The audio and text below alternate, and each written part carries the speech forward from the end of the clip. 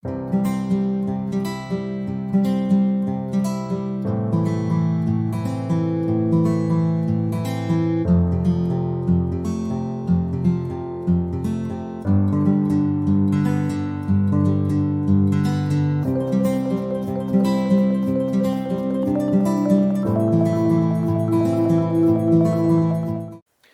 pessoal, tudo bem? Estou aqui de novo gravando mais um vídeo, pois eu acabei de assistir uma daquelas pérolas dos anos 90, das quais ninguém se lembra, ou da qual ninguém se lembra, que é Memórias de um Homem Invisível. Direção daquele que, como eu já comentei aqui antes, se não for o meu diretor de cinema preferido, é ao menos aquele que mais fez parte da minha vida, pois justamente nesse período, ali nos anos 80 e até meados dos anos 90, ele era, entre aspas, insuperável. Primeiro, pelo um dos seus primeiros longa-metragens, que é o Halloween. Na verdade, ele já tinha um longa-metragem antes, mas não queiram ver, que eu acho que é Black Sky, eu acho que é esse o título do filme. Enfim, né, mas ele tem um Halloween, que é um filme pelo qual ele, ou através do qual ele ganha essa fama que internacional, ele sai do anonimato ali de cineasta iniciante. E aqui em meados dos anos 90, na verdade em 92, quando estreia esse filme, ele é das coqueluches, né? Fez uma série de filmes de sucesso e esse é uma dessas obras insólitas do cinema americano, repetindo, de meados dos anos 90, que não diz para que veio, mas a Vênus Platinado, a Rede Globo, né, de TV, exibiu esse filme à exaustão. Acho que até eles perderem a fita ou estragarem de tanto que ela foi exibida na TV. Eu acho que todo mês esse filme era exibido pela televisão e eu assisti talvez um número incontável de vezes, umas 10 vezes, 15 vezes, não sei, perdi as contas. Mas a última vez que eu assisti esse filme realmente eu era muito, muito novo, acho que eu tinha uns 12, 13 anos da última vez que eu assisti, e de fato eu não me lembrava exatamente de nada desse filme. Havia esquecido, ou me esquecer, aliás, que o filme era da direção do John Carpenter, que aqui ele está bem contido, não tem nenhum excesso assim, meio macabro ou bizarro. A trilha sonora também é bem característica do tipo de filme que ele tenta emular aqui, porque, novamente, é totalmente inspirado no gênero noir, naqueles filmes lá dos anos 40 e 50. Tem toda aquela mística do feminino que é meio misteriosa, né? Aquela figura que você não sabe se deve ser protegida, se ela é algo representa algum tipo de ameaça para o protagonismo, porque no cinema noir o feminino ele sempre representa, entre aspas, repetindo, esse elemento que deve ser protegido ou que traz alguma ameaça para o protagonismo, para a personagem protagonista. E é o que acontece aqui. E nessa fita, essa mística do feminino é interpretada, se manifesta na personagem da Daryl Hannah, né, que, enfim, né, também é uma dessas atrizes que explodiram aí nos anos 90, fez uma série de filmes e que hoje ela, entre aspas, é uma estrela quase que apagada. Eu não sei exatamente o que ela faz, eu sei que ela tem uma filha que tem problemas com drogas e vira e mexe, entra e sai em clínicas de recuperação, então acho que ela passa muito mais tempo se dedicando à família, a campanhas de combate, de conscientização em relação aos malefícios desse tipo de narcótico, mas como atriz mesmo, acho que tem muito tempo que ela não faz nada, assim, não aparece. Mas voltando, né, ela aparece aqui no Memórias de um Homem Invisível, direção, repetindo, do John Carpenter, do grande, que anda meio sumido. Acho que 2017 é o último filme dele, se não me engano, até de antes. Tem bastante tempo que eu não vejo John Carpenter. Não sei o que ele anda fazendo também.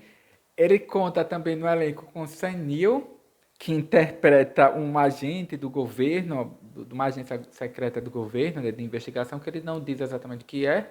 Então deve ser algo similar à CIA, que é o David Jenkins, que é um desses agentes inescrupulosos, que é um estereótipo, né? Um agente inescrupuloso, que ele faz tudo o que é necessário para ascender na sua carreira, né? Naquela organização do qual ele faz parte. É uma personagem que tem um caráter meio dúbio, Porque ao mesmo tempo que ele é implacável, tem um momento que ele é encostado na parede por uma personagem ali da trama e ele diz: olha, cara, o assassino aqui sou eu. Se você falar desse jeito de novo comigo, eu corto os seus testículos, frito eles no óleo e dou pro fulano comer. Então, olha, baixa o tom de voz quando se referir a mim. E daí saiu, acho que é uma passagem que marca bem o caráter da personagem, porque o Sam Neill, na época, em 92, ele não era um ator famoso, ele já tinha feito alguns filmes, até um que é bárbaro, com a Isabella Gianni, que é o Possession, mas pro grande público ele passava como uma figura semi-desconhecida, né? Não era um ator de destaque.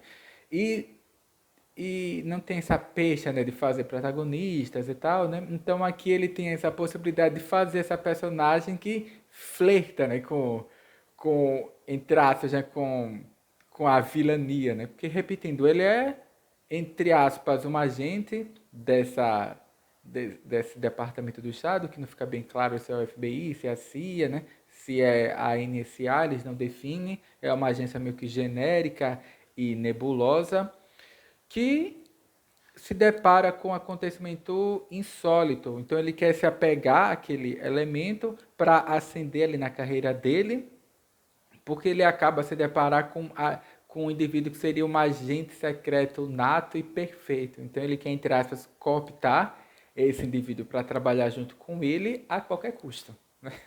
Porque ele é o métier dele trabalhar entre aspas, na espionagem, na área da contra-espionagem, que ele realmente, o roteiro, ele é hábil nesse sentido, porque ele cria essa atmosfera do cinema noir, não traz elementos que são muito violentos, então ele, de fato, apesar desses elementos, ele é algo que pode ser ali assistido por toda a família, e foi exatamente por isso que provavelmente a Globo cansou-se de exibir esse filme nas tardes. Eu me lembro que pelo menos umas 15 vezes no mínimo eu assisti esse filme. Eu não sei se atualmente a Globo exibe esse filme, alguma outra emissora, mas eu me cansei de ver. E ele não é uma adaptação literal do romance O Homem Invisível, que é, repetindo, uma novela, um romance de finais do século XIX, mais especificamente de 1897, escrito pelo célebre também H.G. Wells, que pariu outras obras-primas dessa literatura de ficção científica da era vitoriana, como, por exemplo, A Ilha do Dr. Moreau, A Guerra dos Mundos, A Máquina do Tempo e vários outros romances que se tornaram famosos, né? Até hoje são bem vendidos. E não é uma adaptação literal do romance lá do H.G. Wells, por isso que o nome do filme, sabiamente, é... Não parei para dar uma olhada em como é o nome do filme em inglês, mas eu suspeito que seja uma adaptação literal, que é, repetindo, Memórias de um Homem Invisível. Não é, entre aspas, memórias do Homem Invisível, é Memórias de um Homem Invisível, dando a entender logo de cara ao público que não é uma adaptação daquele romance e nem traz aquela personagem vitoriana, mas é uma outra. É uma história simples. Há um personagem que é a protagonista, de nome, até anotei, que é Nick Holloway. Ele é um investidor da bolsa e um dos seus clientes provavelmente trabalha investindo em ações de grupos, de empresas ligadas à produção científica, né? De novos, entre aspas, produtos, né, tecnológicos. Então, num dia qualquer, ele vai até, entre aspas, uma empresa ligada à produção de ciência e tecnologia para assistir uma palestra. Talvez para ficar a par, né, ou consciente do ramo no qual os seus clientes principais estavam ali investindo, né? Que é comum, né? Engraçado que é um filme de 92, ele já fala disso. Tem um momento que a personagem ela pede $2.000 emprestados para investir em ações, para que a partir daquilo ele comece seu império. Como se fosse tão simples ganhar dinheiro e muito dinheiro enfim, né, com ações a partir de um valor tão baixo, né, $2.000, o cara já edificaria um império dele com uma quantia dessa. Tudo bem que for levar em consideração o valor da nossa moeda hoje, né, $2.000 é quase o quê? R$ 13.000, que já é uma boa quantia, né? Enfim, mas voltando a esse personagem, que é repetindo, o Nick Holloway, ele vai para essa empresa de tecnologia para assistir uma palestra, talvez repetindo para se inteirar dos negócios que aquela empresa realizam para que ele possa talvez instruir melhor os seus clientes. E há um acidente, é uma empresa ligada à tecnologia nuclear, né?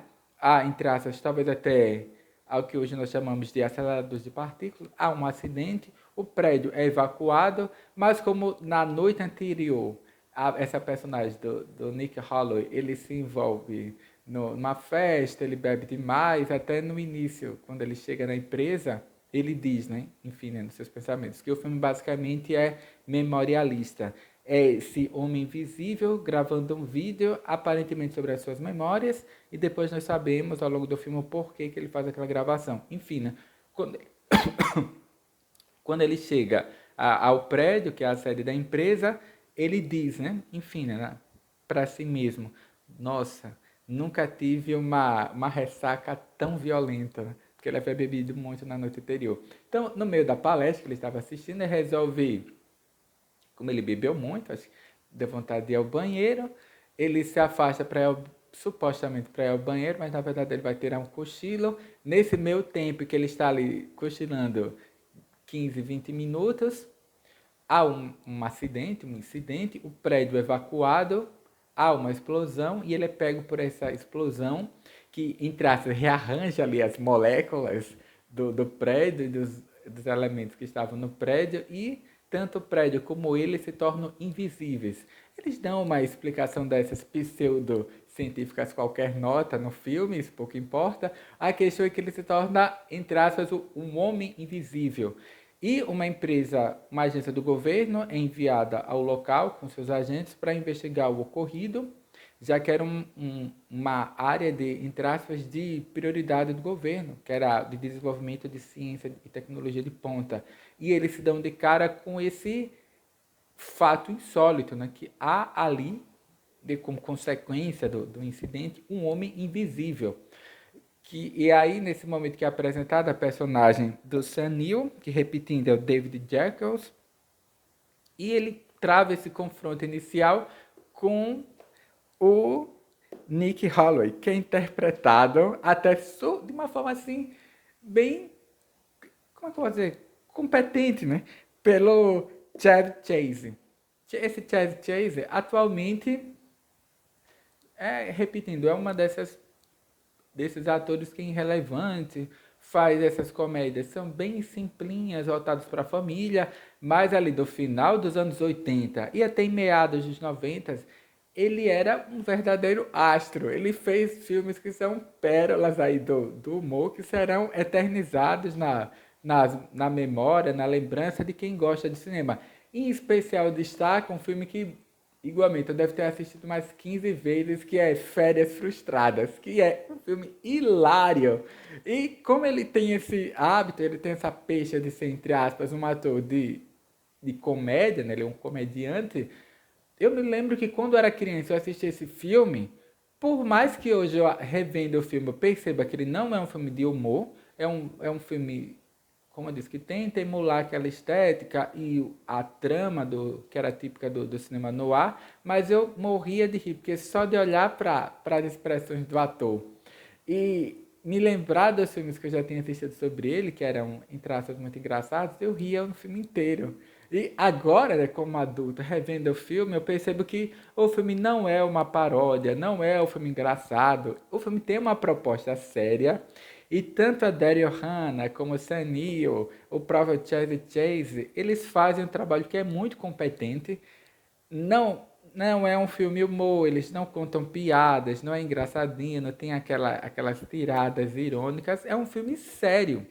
E, repetindo, eu até me surpreendi com a atuação do Chevy Chase, porque, nossa, eu habituado a vê-lo fazendo essas comédias, qualquer nota, né, voltadas para a família, né, para o papai, mamãe, os filhinhos assistirem no sábado à tarde, mas o filme é bom, o trabalho dele é bom, é surpreendente, porque ele tem o filme tem uma certa atmosfera ali do glamour e do charme desse cinema no ar. Tem alguns momentos em que o roteiro permite que o John Carpenter ele faça umas certas traga certos elementos estilísticos que são, vamos dizer que são típicos dele, mas o filme em si ele é muito bom. Ele tem algo em torno de 100 minutos, isso, conferindo aqueles 100 minutos. Repetindo, é um filme ótimo. Eu assisti porque assim, eu queria ver algum filme mais antigo para não ver essas bobagens atuais. E olhando ali no Prime Video novamente, eles olha, por você ter assistido os filmes A, B e C, provavelmente você gostará do filme Y. Aí eu resolvi confiar nesse conselho do algoritmo ali do Prime Video, porque assim, repetindo, ele me conhece melhor do que eu mesmo, porque ele conhece as minhas conversas, os sites que eu visito, os filmes que eu assisto, então eu decidi confiar no julgamento desse programa ali de computador e assistir o filme que ele me recomendou e não me arrependi. De fato, é um filme excelente, não é uma comédia, não é um drama, é realmente um filme no ar. Tem todos os elementos clássicos, apesar do Chevy Chase ser, entre aspas, um ator, repetindo, que tem essa peixe, né, essa marca de humorista e de fazer filmes de humor, aqui ele está bem longe do humor, ele traz uma atuação que é bem sóbria, séria, você, apesar da situação insólita, afinal ele ficou invisível, e ele reforça isso o tempo inteiro, até tem momentos que poderiam até cair no humor, porque tem um momento que ele vai, por exemplo, comer. Aí ele diz, a personagem diz, é muito difícil você conseguir comer sem ver as próprias mãos, porque ele tem os potinhos ali do China Box, né? Ele vai comer com os palitinhos lá japonês. Aí nem é japonês, é japonês. Então não é China Box, é outra coisa. Desculpe aí os japoneses. Enfim, né? Ou não sei, já estou confuso. Ele vai comer. Não, é chinês mesmo. Ele vai comer, mas ele não vê as próprias mãos, porque ele é o homem invisível, né?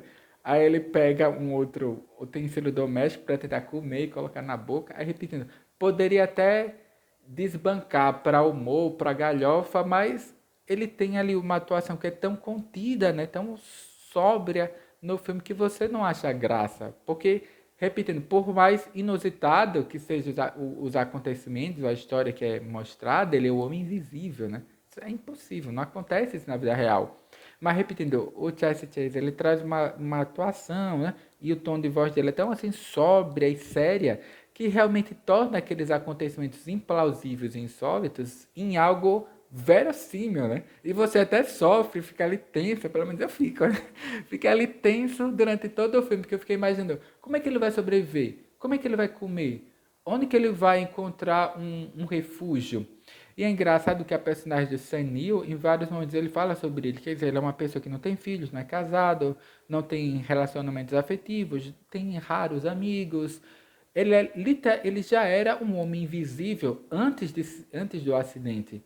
E por isso que ele não quer apenas capturá-lo, né, prendê-lo, mas ele quer convencê-lo a que ele atue junto com ele, né, com o Sanil, como uma espécie de agente secreto, porque ele seria um agente secreto perfeito, porque, repetindo, ele já era um homem invisível antes do incidente, e agora pronto, ele só precisa de um treinamento mínimo, e até ele disse, você já tem tino para ser um agente secreto. Você, na sua vida particular, já é uma pessoa discreta, né, e cautelosa. Basta agora que você tenha um respaldo de uma agência, né, para lhe dar um suporte. Daí segue o filme que é muito bom. E, repetindo, o Sam Neill, ele não é um desses vilões clássicos, pelo menos a personagem dele aqui não é. Que é repetindo, o nome é o David Jackios. Ele é um cara que quer, como eu disse, ele quer ascender na carreira dele e percebe ali uma oportunidade de crescer às custas desse acidente, dessa tragédia que aconteceu com o Holloway, né, que é com o John, Nick Holloway, que é o personagem do Chevy Chase. É muito bom. Realmente eu não me arrependi de ter visto o filme, apesar de eu imaginar que, apesar de eu ter visto repetindo esse filme umas 15 vezes quando eu era criança mesmo, quando eu tinha 6, 7, 8 anos, porque esse filme era exibido à exaustão pela Rede Globo. Apesar de não ser um filme voltado para o público infantil, ele não tem palavrões, não tem indecência, referências a sexo. Ele é um filme bem sóbrio, é violento, mas de forma pontual. As personagens do filme, como eles não querem matar, esse Nick Holloway, que é a personagem do Chevy Chase. Então eles usam tipo tranquilizantes para atirar contra ele, então não há sangue, não há assassinatos, não há mortes. Só no final que acontece uma coisa assim meio, né, mais drástica, mas mesmo assim não há cena in loco, né? E a personagem, em traços, ela não morre, não é assassinada, né? Propriamente dita, né? E estava ali numa situação que a morte dela era quase que inevitável. Repetindo, é um filme muito bom, né? Assim, é uma coisa assim meio que destoa ali da carreira do John Carpenter como diretor e do próprio Jesse Chase aqui, né, como ator, que repetindo ele, eu não me recordo dele ter feito um filme dramático ou um filme policial ou algo do gênero. Ele é sempre marcado pelos filmes de humor, mas aqui não. Ele é bem, como eu disse, é contido, é sóbrio, fala o texto dele sem gracinhas, ri quando é necessário. Enfim, eu acho muito bom e também é possível talvez tirar uma série de reflexões sobre o filme em relação, entre aspas, ao estilo de vida moderna, né? Essa dedicação, porque eles comentam que ele não é um indivíduo viciado no trabalho. E mesmo assim, o trabalho é algo tão estafante e exigente em relação ao tempo que ele não tem momentos para se dedicar a uma vida particular, uma vida privada devido a essas exigências do trabalho. E repetindo, mesmo ele não sendo um desses workaholics, né? Ele não é um viciado em trabalho, mas repetindo, o trabalho dele é algo tão estressante e exige tanto tempo dele, né? Que ele acaba não tendo espaço para essa vida pessoal. E depois que ele se torna esse homem invisível, que ele sofre esse acidente, ele diz, sim, e agora? Eu vou recorrer a quem? Onde eu vou conseguir refúgio? Como eu vou me esconder, né? Como é que eu vou viver a partir disso? Aí diz que vem uma série de desdobramentos. Eu achei um filme, assim, não é um filme que você diga, nossa, que filme fantástico, mas dentro da proposta dele, né? E o John Carpenter, a impressão que eu fico é que ele fazia um outro filme assim mais sério, algum filme sobre encomenda, conseguia algum lucro e daí partia para fazer as loucuras dele, né? Que quem conhece essa filmografia do John Carpenter, que é bem longo, acho que ele tem uns 15 filmes, reconhece isso de cara. E provavelmente esse filme, como eu disse, mesmo sendo um filme mais sério, não tem aquelas loucuras, né? E pirações que são habituais na cinematografia do John Carpenter, percebe-se ali alguns elementos de crítica ao nosso modelo societário, né, social, que são latentes, apesar de não ficarem assim explícitos na cara, porque tem filmes que são muito panfletários, ficam gritando, eles bravejando na cara do público. Nesse não. Você pode assistir e não perceber, ou você pode assistir com um olhar mais atento e perceber, né, esse papel que o trabalho moderno ocupa na vida das pessoas, a dificuldade de relacionamento entre as pessoas, da vida odierna, né? Desse estágio atual do capitalismo e das nossas formas de organização social. O filme abre um leque para uma série de discussões, mas se você assistir com muita atenção. Se você for só simplesmente acompanhar a tramazinha que é apresentada pelos atores que são ótimos, você nem percebe, vê como um filme no ar, mas que tem essa pitada de ficção científica, que não é algo habitual. Mas, repetido, eu não sei de quem foi o projeto. É do próprio John Carpenter? Não sei. É uma coisa sobre encomenda? É uma coisa que ele fez mais, entre aspas, para agradar um público e ganhar, até conquistar um público aquém do que ele estava habituado? Porque ficção científica nunca foi assim uma coisa bem vista, né? E mesmo depois desse sucesso, né, como por exemplo Star Wars, Alien, né, mas também acumulou vários fracassos de filmes que tinham um orçamento relativamente alto, mas que nas bilheterias não foram muito bens. Mas esse filme aqui do Memórias de um Homem Invisível, de John Carpenter, eu acho que é uma coisa que merece ser revisitado, especialmente para quem gosta não só de cinema noir, de ficção científica, ou de filmes que são assim mais sóbrias e trazem, entre aspas, boas encarnações no cinema, ou bons trabalhos desse grupo de atores, né, que se tornaram famosos ali nos anos 90, mas que hoje praticamente sumiram, né? Repetindo, como Chevy Chase, Daryl Hannah, que fez outro clássico dos anos 90 que eu gostaria de revisitar, que é Splash, uma série em minha vida, que é com Tom Hanks. Tom Hanks sim, né? Tom Hanks está aí. Todo ano ele lança um, dois filmes, é muito popular até hoje. E o Sam Neill, né? porque esse ator que tem uma carreira repleta desses filmes insólitos, né? E o Memórias de um Homem Invisível é mais um. Pro Chase Chase, não. Talvez seja o melhor trabalho dele. Porque, aliás, esse filme e claro que o Férias Frustradas, que quem não viu lá nos anos 80, quem não viu as milhares de vezes que ele foi repetido, acho que pela Globo mesmo, depois passou para o SBT, mas quem não viu, veja. Eu gostaria muito de rever Férias Frustradas, que recentemente eu vi alguns trechos e fiquei ali impressionado com o quanto que o filme é engraçado. Enfim, e que traz as situações mais insólitas do mundo. E repetindo, comparar a atuação lá do Jesse Chase nessas comédias com ele aqui no Memórias de um Homem Invisível é um exercício muito curioso, né? De como um ator tarimbado ali na comédia consegue trazer, incorporar, né, ou representar um personagem mais sério. Eu gostei muito, repetindo, de rever Memórias de um Homem Invisível, que é um filme, repetindo, que eu assisti umas 15 vezes, ali quando eu tinha 7, 8 anos, e ainda é um filme divertido para se ver num domingo à tarde, assim, uma tarde dessas perdidas. E por enquanto é só. Eu acho que é impossível alguém não ter visto ainda Memórias de um Homem Invisível, mas quem não viu, veja, porque vale muito a pena ver, eu me surpreendi. Não me recordava que era um filme assim tão sério, né? Apesar enfim, da narrativa insólita. Então, por enquanto é só, até breve. E quem não viu ainda, ou quem já viu, faça esse exercício de revisitar Memórias de um Homem Invisível, filme de 1992, de John Carpenter, estreando ou estrelando aí a Daryl Hannah, Sam Neill e o Jesse Chase, né, nesse papel. Talvez seja o único da carreira dele que é mais dramático, mostrando que de fato, apesar dos pesares, ele é um bom ator. Não fez fama por mero acaso. O cara como diz um colega meu de trabalho, o cara é bom. Então, até mais, até breve e uma boa sorte. Até o próximo vídeo.